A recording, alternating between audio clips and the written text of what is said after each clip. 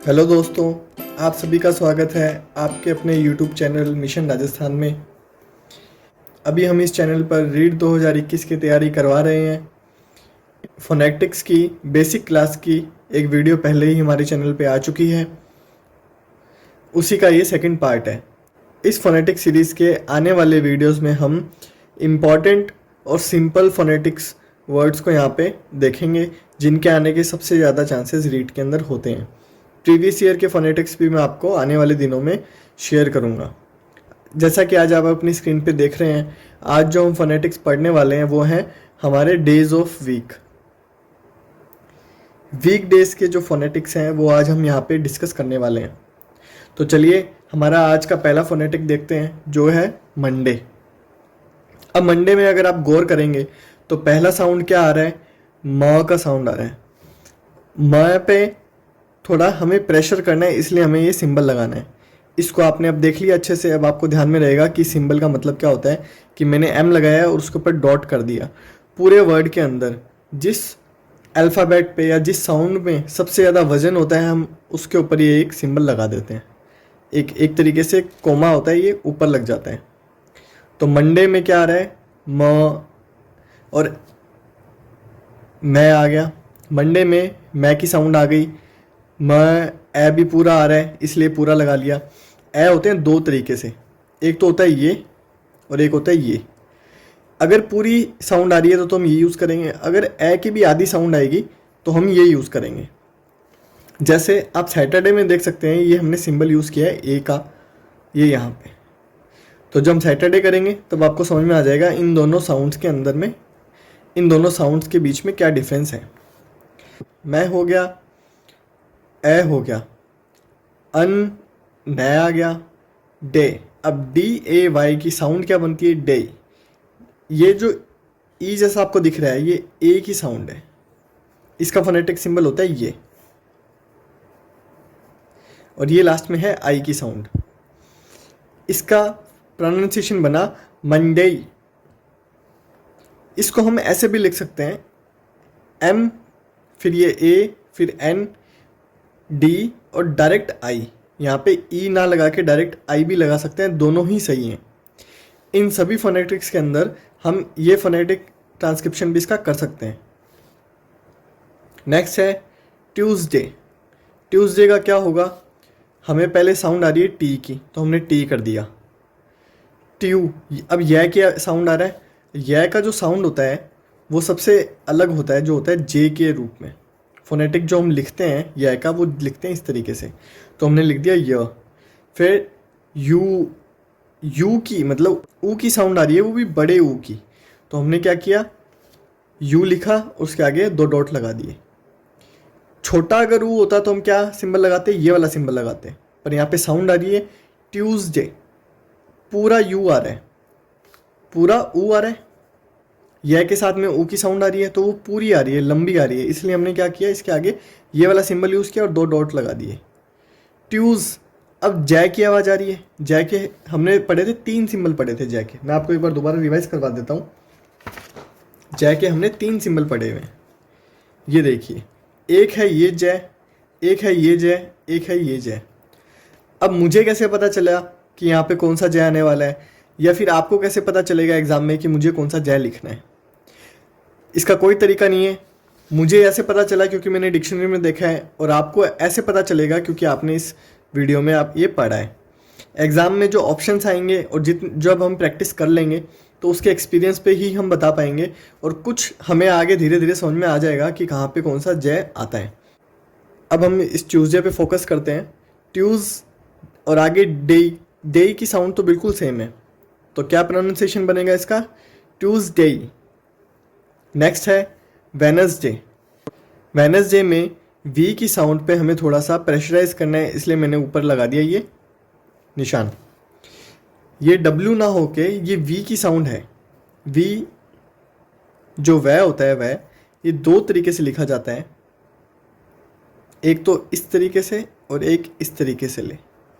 अगर वैन बोलना होगा तो मैं ये सिंबल यूज़ करूँगा, अगर वैन बोलना होगा तो मैं ये सिंबल यूज़ करूँगा। इस चीज़ का आप ध्यान रखें। तो यहाँ पे हम यहाँ पे हमें दिख ही रहा है कि ये क्या है, W से शुरू हो रहा है, तो मैं कौन सा सिंबल यूज़ करने वाला हूँ फोनेटिक्स का, ये W वाला। और इसको बोलेंगे कैसे, वै से। बोला दोनों को वही जाता है, बस सिंबल यहाँ पे अलग अलग होता है।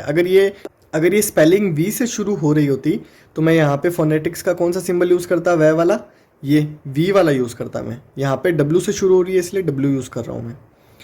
फिर वै, ई की भी आवाज़ आ रही है, वैनस, वैनस, ए की भी आवाज़ आ रही है तो मैंने ये ई लगा दिया। अभी मैं आपको बता चुका हूँ ए की जो साउंड आती है वो उसको हम इस तरीके से लिखते हैं, वैनस, एन आ रहा है। आगे जय की साउंड आ रही है तो मैंने ये सिंबल लगा दिया। और डी ए वाई का डी ई आई, डी ई आई, ये सिंबल मैंने लिख दिया, वेनसडे। प्रोनाउंसिएशन क्या बना, वेनसडे, वेनसडे। फिर है थर्सडे।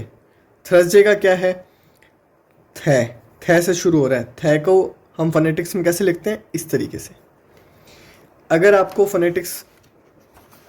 आपको अभी भी समझ में नहीं आ रहा तो मैं आपको एक बार हेल्प के लिए फ्रिकेटिव्स बता देता हूँ। फ्रिकेटिव्स में एक साउंड होती है सजत, ये जो थे है ये इस तरीके से लिखा जाता है।